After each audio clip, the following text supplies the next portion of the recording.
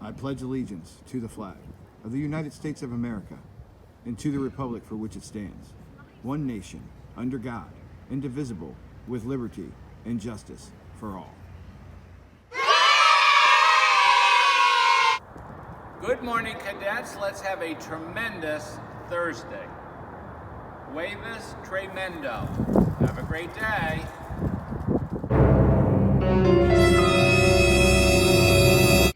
Good morning, Frederick High School. It's Mrs. Green, and we're here with today's daily trivia question. Today's question is, how did cornhole get its name? Is it the bag's filling, the creator's last name, a mispronunciation of German, or an old recipe? As always, drop your answer in the box below and we will let you know the answer tomorrow.